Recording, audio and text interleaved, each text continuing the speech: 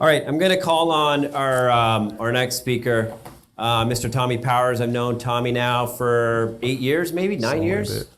Oh, way back, right? Yeah. Tommy is, if you've heard of who Tommy Powers is, he is synonymous with YouTube advertising. He's the YouTube guy. And one of the things that I've seen, especially in 2018, is the resurgence of YouTube and a lot of people starting to use YouTube. I think YouTube is one of the most untapped platforms when it comes to reaching your audience, especially as an influencer.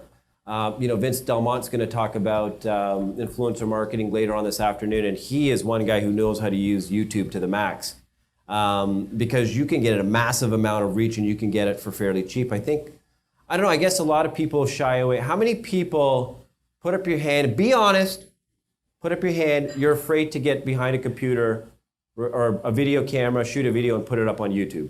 Put up your hand.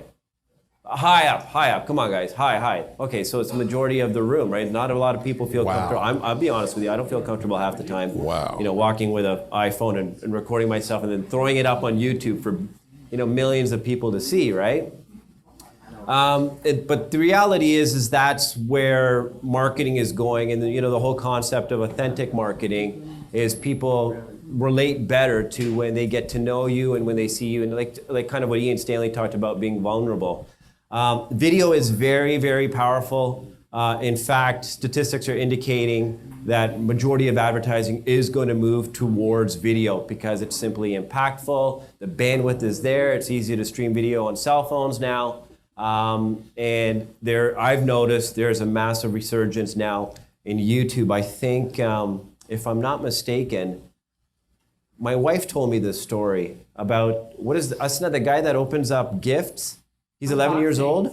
Unboxing. He makes what, $11 million a year? Mm-hmm.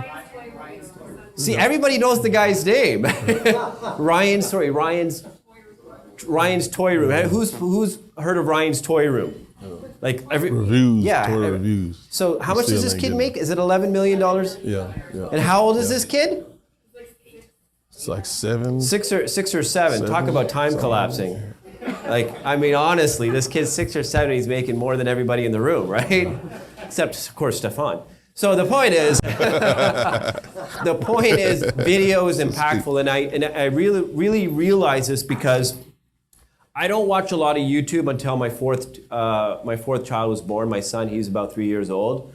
Now the stuff he watches of just little animals just moving, cartoon animals, and just sound effects and stuff like that, this is what's engaging them. And when I look and I see 60 million views on stuff like that and 75 million views on this, and then Ryan's story or Ryan's toy review or whatever, I'm so out of it, that getting tens of millions of views, that tells you how impactful YouTube can be. So without further ado, Mr. Tommy Powers.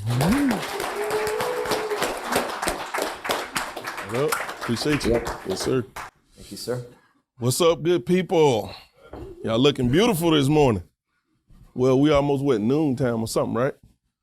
You guys hear me good? Am I coming through? Coming through? I'm gonna move this chair. When I was sitting over there, it was kind of blocking, so I'm gonna sit these over here out the way. So yeah, we're gonna talk a little bit about YouTube. I'm gonna take you guys on a little journey, tell you a story, kind of how I got started and kind of where things are now. The thing that I get the most value out of is being able to talk about like what's actually working now. I know a lot of times people, you hear people talk about stuff and, you wonder if they, doing it or if it's old or whatever. And the stuff I'm gonna share with you guys is like what's really working like right now. So basically, I started, make sure I got my clicker working. So let's kind of go back to 2012. That's kind of when I, late one night I was on the internet, burning the midnight oil like we all do, 1, 2 o'clock in the morning, something crazy. And I was looking around and I was reading this article and I was trying to understand kind of where this internet thing is going. Because I got started online I got started online a long time ago. I was actually in a NASA program like in high school in the 90s or whatever, but I didn't really get serious about the internet as a medium to make money to provide for my family or anything like that until like 2007. So by 2012, I had some success. I was just kind of trying to figure out where things were going. And I was trying to figure out this internet thing. And this article kind of gave me this epiphany that TV will completely move to the internet one day. And that aha moment kind of put me on this path of, kind of got me like, what does that mean now that I understand this? Like I see that, what am I gonna do about that? And that's how I started running on YouTube, because I was like, I need to get out in front of this. So I started playing around with YouTube ads. And as fate would have it, another night I'm burning the oil and I see this ad. I'm on Yahoo. This is actually on Yahoo. And this is crazy because I screen capped this all the way back. This is like the actual thing that I saw like all those years ago. And you see this ad pointing, it's like, next big US bankruptcy, YouTube.com. And I'm like, why is YouTube advertising? You know what I'm saying? But it was like, that doesn't look like YouTube advertising. So when I clicked this ad, it took me to this video. And this is what I saw. And so this video is like an hour and 23 minutes long. And I see you guys shaking your head. This is one of Agora's biggest, this company called Agora Financial. They're really big in the financial space. They do lots of volume. I actually been to their headquarters. They like doing, I don't know, something almost close to $1 billion in revenue or something crazy. But back then I didn't know, who they were, but I saw this End of America thing and I was like, wow, that's really interesting. So you'll notice this little subscribe here button. These are called external link annotations. Now you can't use them anymore. But this is really critical for this strategy. These are deprecated. You can't create those anymore. However, that was really interesting that they would run an ad to this video. And at the time, I was working with people doing these long form VSLs that we call it, these 30, 40 minute, 1 hour long video sales letters. And I thought it was really interesting. So that first seed was planted, and it was kind of like, this ad on a random website somewhere, take me to this long 1 hour and something, kind of video. And I was like, it seemed kind of counterintuitive to me, got me to thinking like, what about that ad? Like, what is that? What are these? And I started doing some digging and I found out YouTube, at the time, it was called in display. They call them video discovery ads now. They look a little different, but the functionality is almost exactly the same. So what happens is if you have a video that you want to run with this type of ad unit, when someone clicks this, it takes them to your video on YouTube. So instead of them buying, my thought then was like, why would they buy the ad on a website to take them to YouTube? Why not just capture people already on YouTube and then take them to your video on YouTube? And that's kind of what took me down this path of, from this ad to this video. And I was like, that seemed like it made more sense to me, but no one was doing this. And I was like, I think that'll work. So I was working with this guy at the time called the Breakup Doctor. And I basically told him this idea. And we were doing really well with some of the other stuff that I was working with him on. And he agreed. He was just like, hey, dude, whatever you say, man, if you say it's the thing to do, I'm gonna do it, like whatever you say. So I was like, cool, I wanna test this idea. So we loaded this video up on YouTube.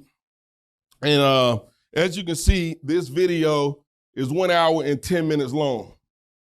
And I also want to point out, when you see unlisted with a lot of views, typically that means those are paid views. because if that video was public, it wouldn't say unlisted. So just kind of log that in your mind going forward when I show you some of these things. So we was able to upload this video. We use this external annotation. And what would happen is when someone landed on this video, they click this right here, it would take them to an order page. So it was pretty straightforward. It was add, video, order page. And this, like I said, is an external annotation. You can't use them anymore. I'm gonna show you guys something else in a minute, but this was the key. This was like the key to this whole strategy was this thing right here, because you could set that to show at the time you wanted it to show. So when they landed on that video, this didn't pop up immediately. It kind of was like, you could set it later in the video. I think we showed this at like, I want to say like 22 minutes. So if someone got in 22 minutes into this video, the likelihood that they would convert would skyrocket. So we played around with it and we found the opportune time to kind of introduce this. But that was the real key to the whole strategy. And as I pointed out, you know, an hour and 10-minute long video, and people like, who's watching hour and 10-minute videos? I was like, I don't know, but it's working. And you know, this video had over 1 million views at the time I captured this, all paid. And it worked really well. So as a result, I was able to help this guy go from a $5,000 a month business to doing over $1 million in revenue. This is actually the screenshot of the preview of the Google Doc testimonial that's 3 pages long that this guy wrote me. It literally changed his life, and it changed my life as well. But like this process literally changed his life. And from that process, I was like, oh, let me show this to some other people. So I was working with these guys called Natural Health Sherpa. Some of you guys may know these guys, Mark Stockman, Jeff Radich, and those guys. And I was like, yo, Mark, look at what I'm doing over here. We killing it, you know, kind of my way, you know, my whole Atlanta accent or whatever, right? And he was like, yeah, man, like, let's test it. Same thing. Upload a video, external annotation, unlisted video. But this time around, we did something a little bit different. So you see the annotation. You notice this little 31 that I highlighted in green. What we were doing with these guys is we had, I think, something like 40 different versions of this video uploaded, because we was targeting like all of these different types of audiences. And what we learned, you know, at that time, different buckets of traffic function different.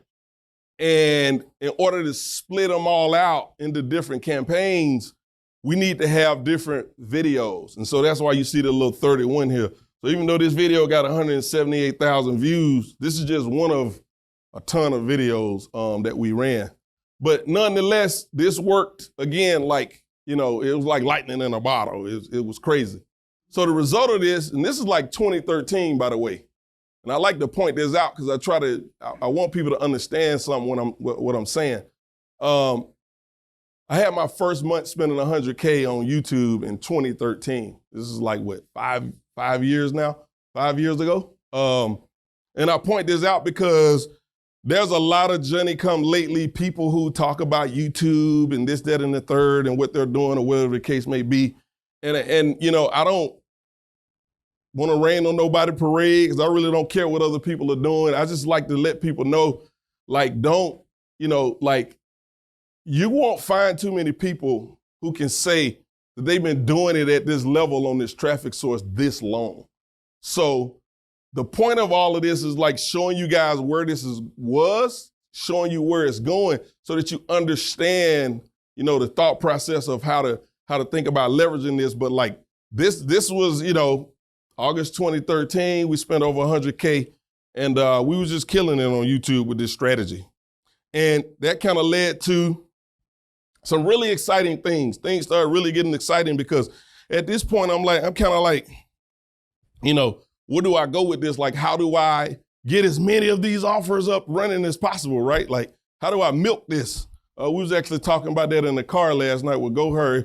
We was talking about like our problem is like we get complacent and we don't milk things when we have the opportunity while they're working. But it got really exciting for me because I met this guy, Drew Canoli. So some of you guys may know Drew. He runs a company called Organifi. Their main brand is Fit Life TV. But when I met these guys, this picture right here is they was having a holiday party. I flew to San Diego. Obviously, I spent a lot of time out there with them because I worked with them almost 4 years. But that's me kind of highlighted right there. When I started working with these guys, it was like 5 people on their team. So this process that we was able to leverage with YouTube really helped change the trajectory of this business. And really, like, when I started working with them, Organifi was really like, it wasn't even generating revenue at the time. It was an idea, and they were formulating a product. So when I came along, was like, hey, I got this thing that I'm doing, and if we're gonna work together, that I actually introduced them to my copywriter guy that I brought to the table as well. And so we was able to do some amazing stuff. So with Organifi case study, in essence, we launched YouTube ads in 2015. So initially we was running some other stuff, and it was just kind of like, this is not gonna work, but I have this strategy, but you guys need a VSL to make it work. I have a guy, he could write it. We crushed it on Unleash Your Thin. The same guy wrote the Unleash Your Thin stuff.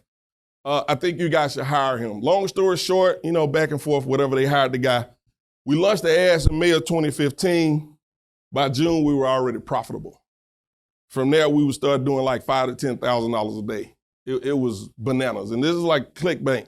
Initially, we was running this offer through our own funnels and everything like that. And then they put it on ClickBank, and the ClickBank order forms outperform, probably still to this day, maybe it has outperformed probably anything that I've ever tested. And it just made a big difference between the conversion rate of using their order forms versus the custom ones that we had. So we was able to run this through ClickBank, and it just kind of just took off. It just started going crazy. So same process, right? Video, external annotation. And then you can see on this particular video right here, over 5 million views, all paid. I probably spent $1 million on this one video right here. It just killed it. And it did some other interesting stuff I'm gonna show you guys as well. But basically what would happen is, you click the link here, that link right here, and it would take you to this order page. I mean, that's pretty much, in a nutshell, it's pretty simple, not a lot of steps. The key was the video, obviously.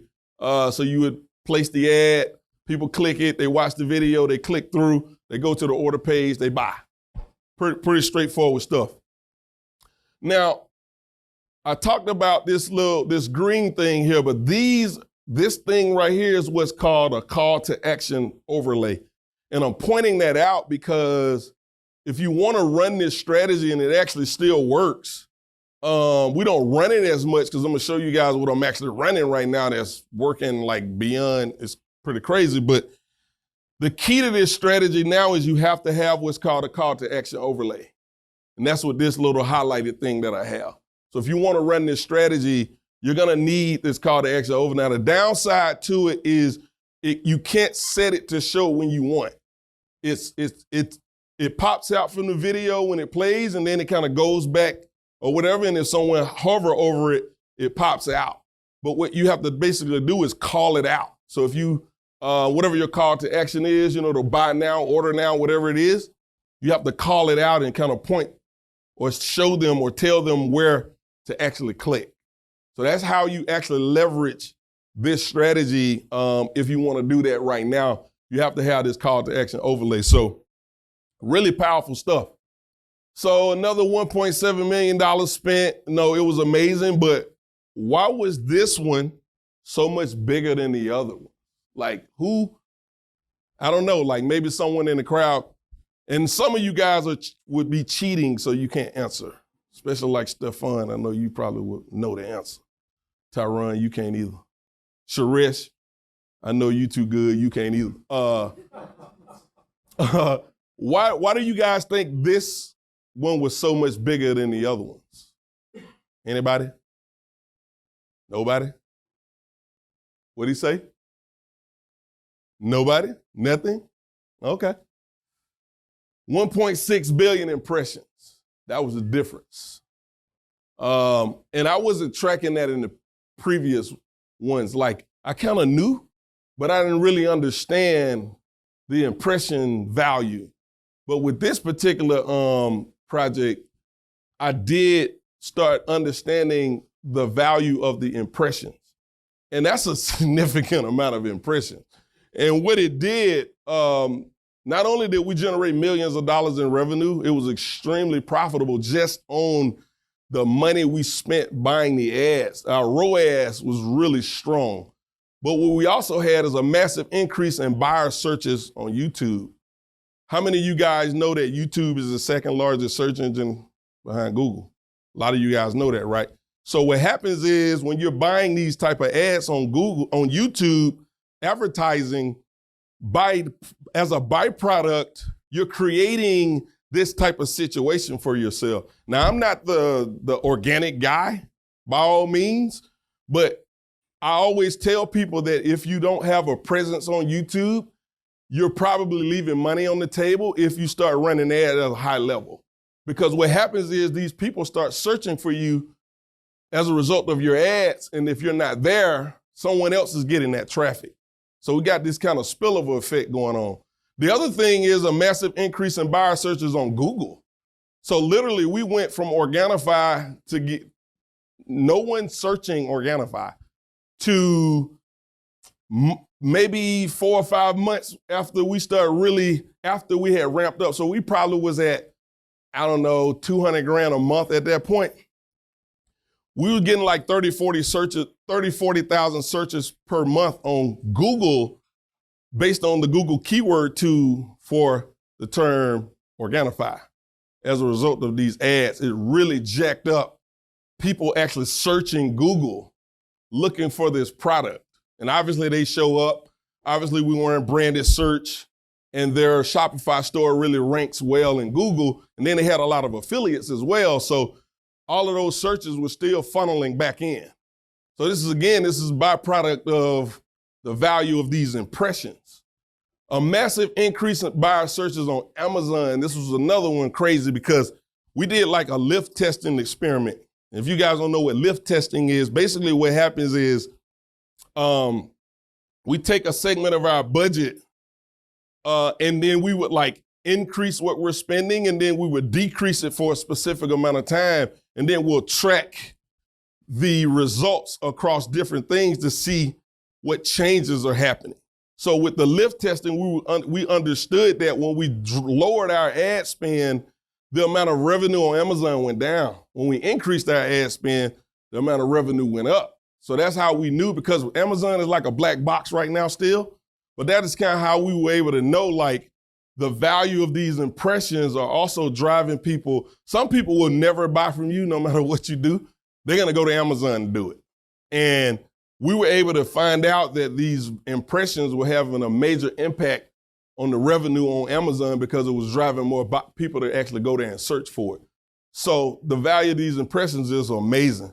The spillover effect from YouTube, Facebook, Instagram, all of their other social media properties were actually getting an increase in followers and so forth as a result of these impressions. And that is really the impact of these billions of impressions that I really didn't anticipate. And it really helped take this brand to another level, helped really get this brand out there in a major way. And from that, we were able to take this success and across different channels, affiliate, Facebook, all of the other different kind of ways. These guys are in retail now. It's kind of crazy what this brand is doing. Matter of fact, I actually have some result from him, like from them. Their 2017 revenue, this is based on Inc. 5000. So they hit 194 in this most recent year. The first year, the first year that Organifi actually produced any revenue was 2015. So we had to report 2015 revenue for 2016. We was able to take this company from scratch to 134 on this list as a result of this stuff. And then they've made the list 3 years running right now. So this brand is just blowing up. It's crazy what they're doing. I'm super proud of what we were able to accomplish. I love these guys. They did everything that I asked them to do. Time just kind of ran out on Tommy need to go kind of build his own, you know what I mean?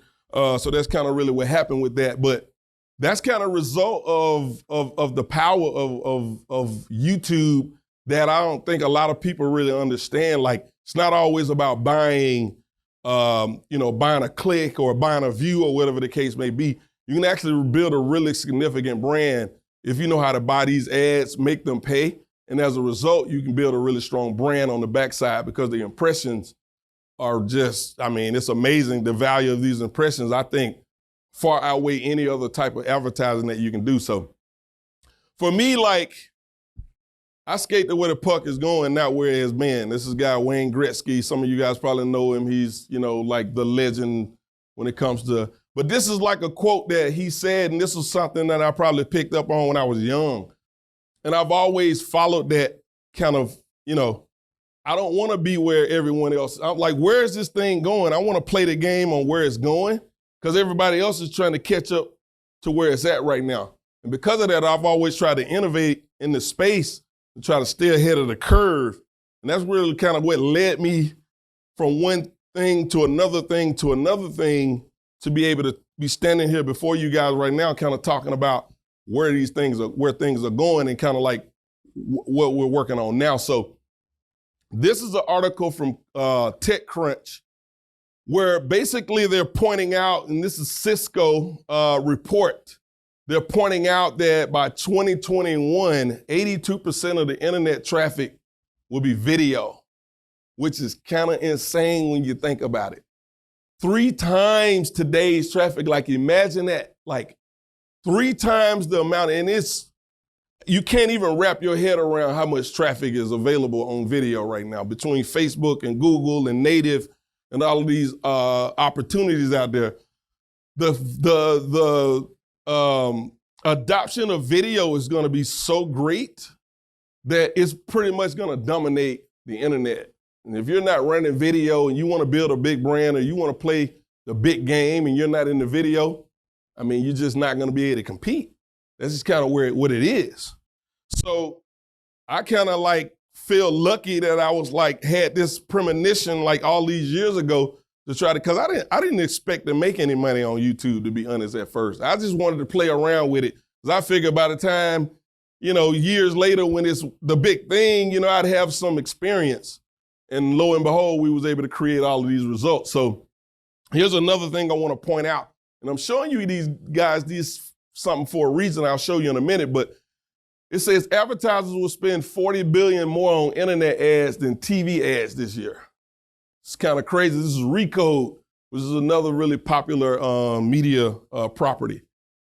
And they also, in this article, it shows this global ad spending by medium, kind of see how this internet just kind of took off. It's kind of crazy. It's just like hockey stick compared to TV, newspapers is falling off, outdoor, radio. It just kind of blew past everything. And this is kind of like the reality of what we're in this moment right now. We're in the middle of this moment right now. And I show that because there's still a big opportunity. And a lot of times people ask me did I miss out? And I'm like, no, we're just getting started.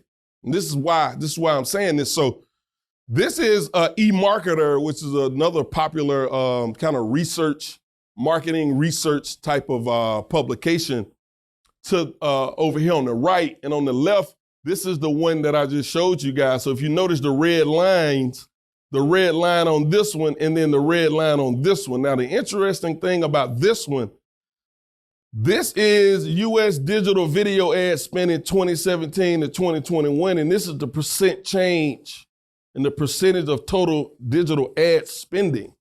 So this is digital ad spending This is the percentage of change in digital video ad spending. So here's what's happening. Everybody's coming online because they know they need to be online. But no one's putting their budget into video, which is kind of crazy, right? And I just showed you guys the next 3 years, video is going to be like 3 times what it is right now. So I think the opportunity now is greater than it's ever been because everybody's doing this. And if you're like me, we're trying to go where the puck is going. No one's doing video like they should be. That line should be doing the same number as this line, but everybody's not doing that. So the opportunity that I feel like right now we have is greater than it's ever been before. And this is just kind of some evidence to kind of back up what I'm saying. So what's hot right now? That's probably like the question that everybody really care about because I kind of talked about some things that I've done that's really successful and kind of where things are going. And what's hot right now, before I do that, like, is everybody understanding, am I missing anybody? Like, I know some of you guys kind of seem like, you know, it's kind of doing this number right here. Is it something I need to clarify for anybody? We might need a mic. We might need a mic. I want to make sure that I got everybody. Sorry, this is it's all new to me. So when you say it's an unlisted video, how do people actually see that? Are they paying for the video? I have to pay for an ad. Okay. So I buy an ad. Yeah. Someone sees my video in the ad, and that's how the view count gets counted from the ad buy. So they can't access that video Unless they pay. Unless they saw my ad and interacted with the video from the ad. Okay. Make sense? Yeah. Makes sense. So if there's no ad and it's If it's unlisted, no, nobody's there's gonna see no it. way someone can see it unless you send it to them Okay. or they see it through an ad. So that might help 100 of our videos. They definitely should be set public. Everybody good? All right, so here's what's hot right now. It's called Target CPA and similar audiences. All right, now I'm gonna explain these so you guys can understand them because it's, you know, Target CPA is actually a bidding strategy. It's not a ad unit, right? It's not like a type of ad that you create. It's just a bidding strategy. I need you guys to understand that. But it's important because this is the way that you want to bid on YouTube right now. And I didn't put this in my slides. I got to work on that. But I talked about the original ads I showed you guys were in display, which is also called video discovery, which is the ad unit is called video discovery ad unit. Okay. These work with what's called in-stream. So how many people been on YouTube about to watch a cat video? Everybody in here watching cat videos, don't front. And an ad popped up. Who all has seen those ads on YouTube? Every hand should go up. Those are called in-stream ads. That's an in-stream, TrueView in-stream ad. And those play in the stream of other videos. This Target CPA only works for those type of ad units.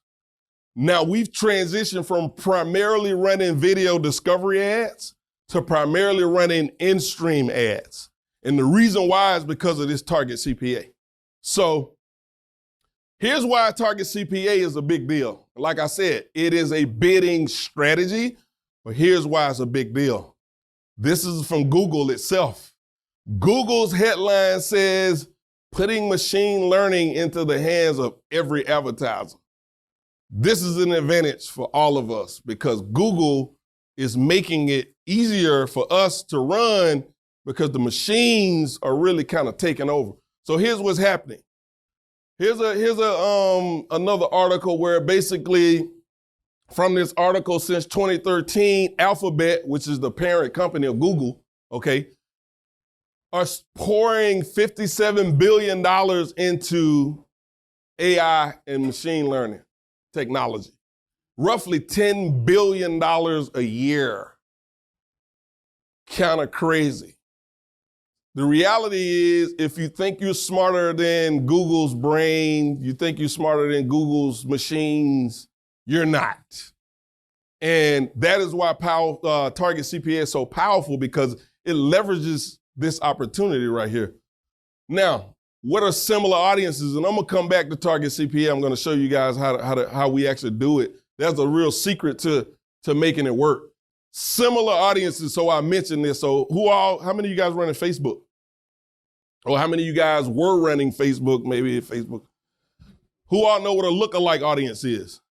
Okay, so similar audience is very much like lookalike audiences. So what Google says is you need a minimum of 100 visitors in your seed list. So if you understand lookalikes, you know that you have to create what Google calls a custom audience. Typically, you're uploading your customer data or your lead data, or you can also build them off your website visitors and so forth. But you have to have an initial custom audience to create what's called a lookalike. With Google, it's the same thing, but you create what's called you upload a customer list, and then Google will automatically create this. So that's the difference between Facebook and Google. Google will create it automatically and not 100% of the time. These are the parameters that they're looking for, how recent the visitors, the type of sites, and you must own that's kind of like standard. But they don't always create a similar audience from your list. I don't know the rhyme or reason. I wish I knew, but like I've had lists that we've uploaded and it didn't create a similar audience from. What I found is about 10,000, I can pretty much guarantee that I'm gonna get a similar audience. From anywhere from 100 visitors and up, it's not 100, it's not a high success rate. It's kind of like a 50-50 shot. So, if you got like 1,000, it may or may not do it. I don't really know why I don't, but they say 100 people, how recently and so forth, and for whatever reason, it don't always create one. I really don't know why, but that's kind of what I've been finding. But nonetheless, like I say, they automatically create that audience for you when you create your customer list audience, and I'll show you guys more about that in a moment. But that's kind of what similar audience again. So think Facebook lookalike. It's kind of the idea that with a similar audience, really how it functions. And that's kind of what I love about it, because we're basically building on buyers, is what we do. Now, if you don't have buyers, if you have leads or whatever the case may be, I personally like to build our buyers, because what happens is Google goes and finds a big audience of people who look like people that has already spent money. And the more valuable the buyers are, the better that list is, the bigger that data set is. 10,000 really high value buyers will probably create you a really strong similar audience that'll really work well. So when you pair, because now I don't, like, targeting is out of the window. Like, I don't have to do any targeting. I don't need any targeting. I just need to set up a campaign, show it to these people. This is what I want to pay for an action or conversion, which is Target CPA, which is your bid. That's why I love this, because it's really simple and straightforward. So here's an example. This guy, Alex Becker. How many of you guys know who Alex Becker is? Wow, quite a few of you guys. So Alex, it's 2014. We have Alex set up his ads on YouTube. I had an agency at the time. So we set Alex campaigns up and we're running his traffic for him. And then from that agency, I kind of spun off and kind of did my own thing. Alex was still a client over there. I kind of was doing my own thing, but he would still circle back and hit me up, and he would always hire me to coach and mentor him. 2018, Alex hit me up.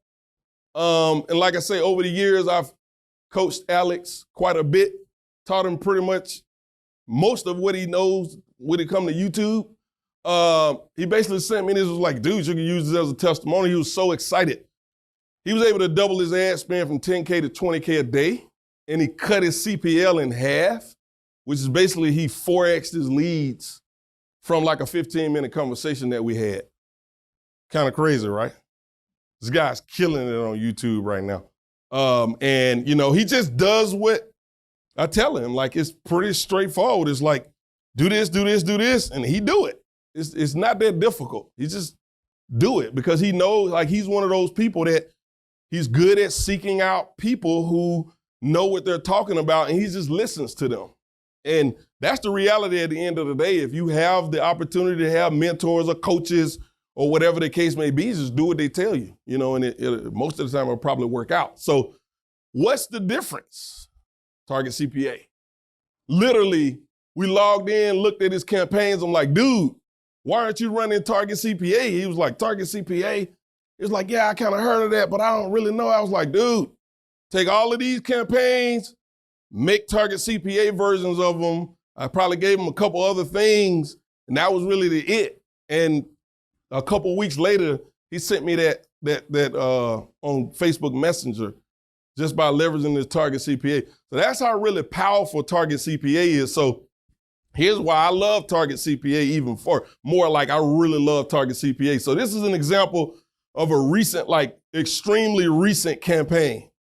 Here's how it works though. So, you know, a lot of times people will not give it the opportunity, and it's the machine. And really the algorithm, the more data you give it, the faster it learns, the more that it'll actually do a lot of the work for you.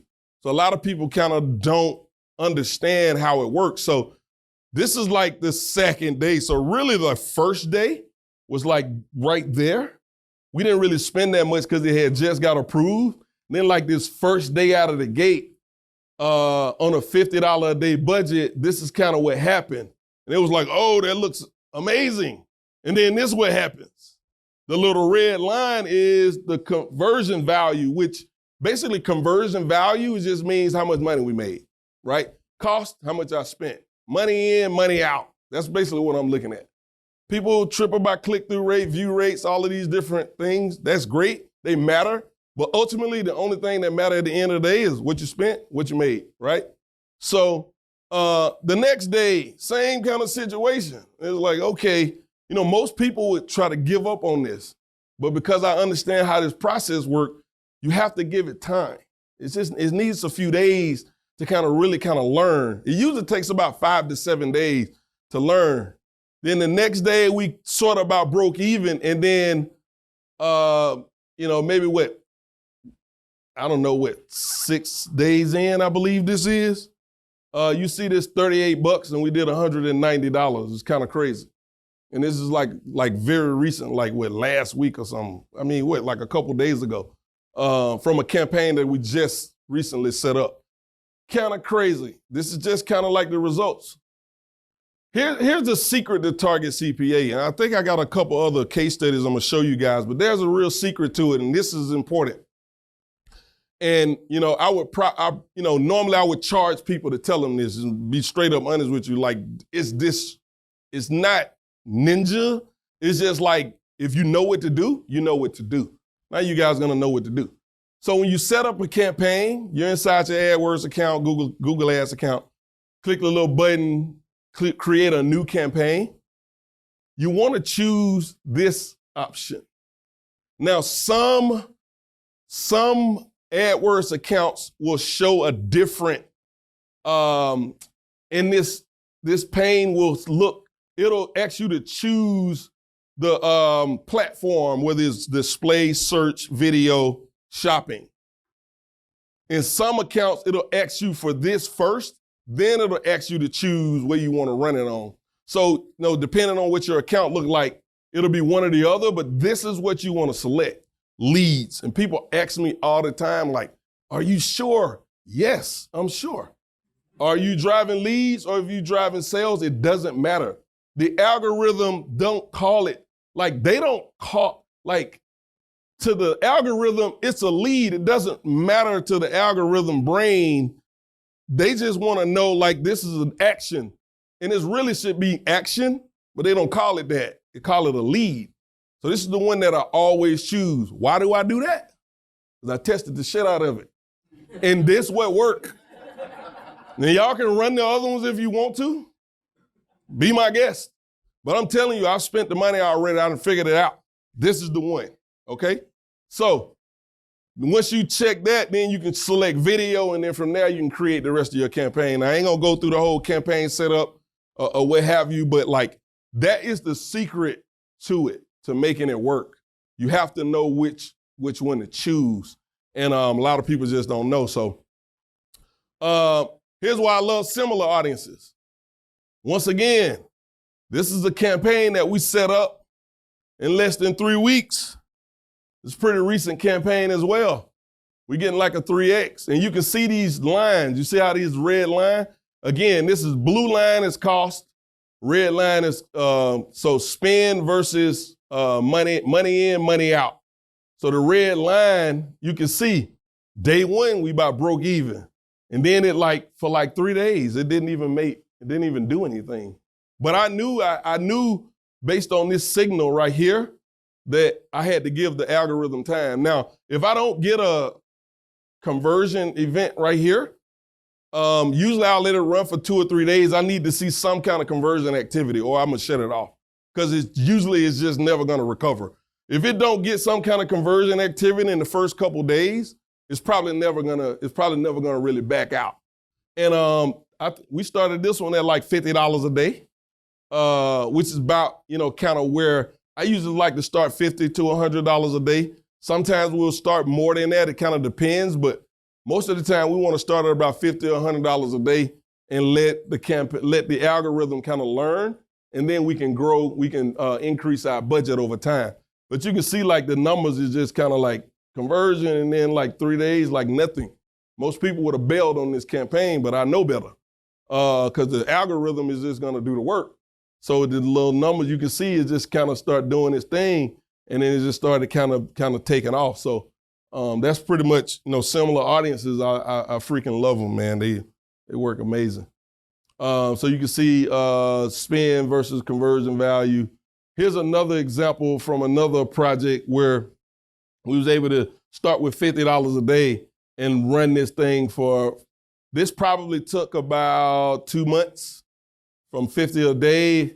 We don't always double it all the way, but I would go like 50, then we go like 100 a day, then 200. Then usually after 200, we'll maybe go like either 300 or 400. It kind of really depends on your threshold. But it's not always doubling. But if you're really aggressive, we just double it every probably, week. Once a week, we'll, every 5 to 7 days, we'll double it. And it just kind of builds up. So this is kind of like similar audiences again, and these audiences can be really big. Like you can have a similar audience campaign and you can be spending $3,000, $4,000, $5,000 a day on that audience profitably. So that's really what I love. Like I don't have to figure out who to target. I just create a list of buyers. Google creates this big audience of people that look like those folks, show them my ad, this is how much I want to pay, and let the algorithm go and figure it out. I mean, it's pretty straightforward. So here's how you do the similar audiences, though. A lot of people ask about this. So it's just like this little tools tab when you log into your ads account, and you're looking for what's called the shared library. And under shared library, you're looking for audience manager. This is where you create your any type of remarketing audience or anything. You will find all of that in the audience manager, but specifically for similar audiences, we have to upload what we call a customer list. So we click that little button, you get customer lists, you click customer list, and basically you can upload your customer data if you have their email, phone number, mailing address, all of this stuff. And it will then create what's called a customer list.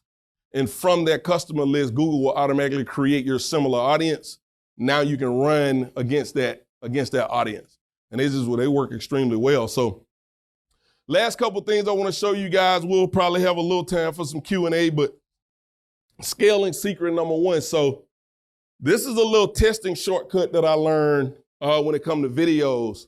And this is important because I never really like creating videos is like a whole other freaking I would have to have a whole presentation on that, right? But here's something that I can tell you guys. most of the time, if you really know your audience, you can put a message together that's gonna really work for them. The problem is a lot of times people don't know how to put things in the right order. So here's an example of a little testing shortcut that I learned, and I probably didn't figure this out till I had spent my like a couple $1 million. Was like, man, it's kind of hard creating all of these videos. So you can see there's 3 videos that we created. And pretty much everything in the video is pretty much the same. But you'll notice they're performing different. One video, money in, money out, more than double. And the other 2 are basically, that's why I highlighted them in red, because they were like dogs. They just like took a dump, they just didn't work. They didn't work. So who can guess? And some of y'all gonna cheat, so y'all can't answer, because I know some of y'all know the answer to this. Who can guess the difference? Nope. Close. Options? Nope. Close. Impressions versus view rate? Nope. Not even close. Nope. Day of the week. The only thing that I did, all 3 of these videos were the same. We just changed the first 5 or 10 seconds. Nothing else changed. The key to that, the reason why I'm pointing this out is because the first 5 to 10 seconds of a video is everything. And it's not always just about capturing their attention. You want attention, but you also want congruency with your message and your offer. Because I've had videos with 70% view rates. They didn't make any money? No. You know what I'm saying? Just because the view rate is really high. And so what the view rate means is you got 5 seconds to click skip, right? And if 100 people see the first 5 seconds, if 70 of them don't skip your ad, they get counted as a view. Google charges you. Your view rate is a 70%. That's unrealistic. Like 70% is not like a realistic number. You really want like a 15 or 20%. You're doing really well if you at 15 or 20%. Nonetheless, that's what a view rate is. But a lot of times people get caught up in a high view rate, and that doesn't always mean you're gonna make more money. The reality is, I think the one that made money had a worse view rate, but the first 5 to 10 seconds not only captured their attention, but it was congruent with the message and the offer, and those people were more likely to convert. So the point that I'm making is a lot of times if you test a video, he got a question coming. If you test a video, just because it don't convert, not necessarily mean that it's a bad video. You may just need to, chop. Instead of creating 10 new videos, you may can just take that one video and make a couple little simple edits to it. It save you, it literally saves us thousands of dollars to be able to do it like this, to be able to test like this. So it's just a little secret that a lot of times you'll find like videos aren't as bad as you may think that they are. It just may not be, you may not be capturing the attention of the right person at the very beginning. And you can just make that little edit, that little switch, and it'll make a big difference. Yeah, so the question I had is, I've seen this on YouTube, and I'm not sure if you've tested it or if you've tried it, but I've seen, since they have 5 seconds to skip the video, I've seen ads that are literally just 5 seconds so they can skip it. Have you tested that, and have you found it more effective, or? Stupid. It's stupid? I'm just calling it what it is. It's dumb as hell. And the reason why is because the whole goal of my video is to set you up so that when I send you to wherever I'm sending you, you want that. Like, I don't want people, I want to qualify and I want to disqualify who's watching my videos, number one, because I only want this right type of person. And once I get you to keep watching, I'm building a message that's going to set you up to when I give you the call to action, you're going to go and be ready to do that. You see what I'm saying? So if I got like 5 seconds, like what the hell can you say in 5 seconds to make somebody want to buy something or give you their information or whatever the case may be? Highly unlikely. There's something called bumper ads. They're like 6 seconds long. You can create bumper ads. Those are designed to convert. Now, I say it's dumb because I'm not trying to do branding. I'm trying to get conversions with this strategy. Now, if you're doing a branding thing, you can do 5-second videos like that. If you just want to like brand, it'll work. But that's not, with Target CPA, I'm not running branding campaigns. We're trying to get conversions. So that's why I'm not trying to do anything like that. It doesn't make any sense. That makes sense? Right. Yep. Thank you. So scaling secret number 2, there's another like little secret hack to scale the tale of 2 videos. I think somebody might get this one.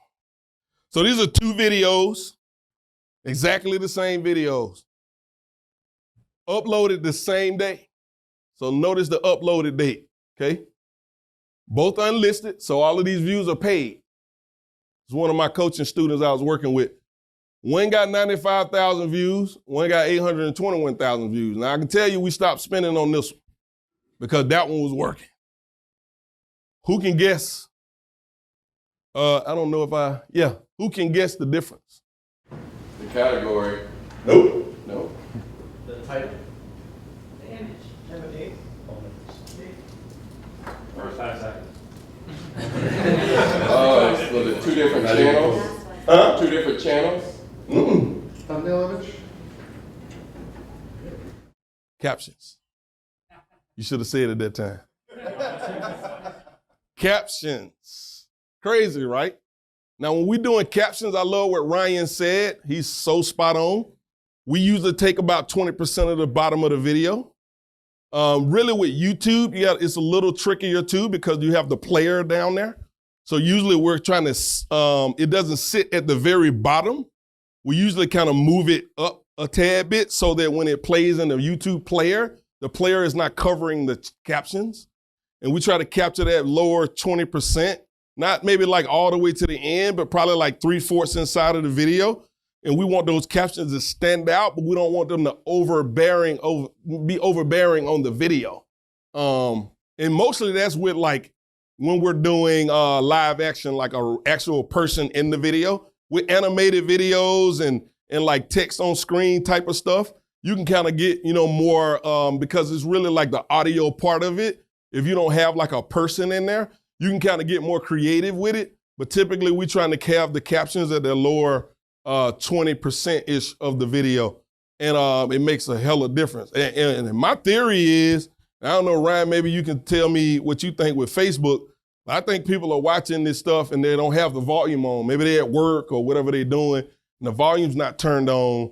And when they see in this ad, a lot of them may be sitting there watching the ad because it's capturing their attention and the captions is really kind of jumping out at them. That's kind of what I'm thinking. I don't know, but the data says captions matter. So we always put them on there. Make sense? So this last little bit, this is probably like really geeky stuff.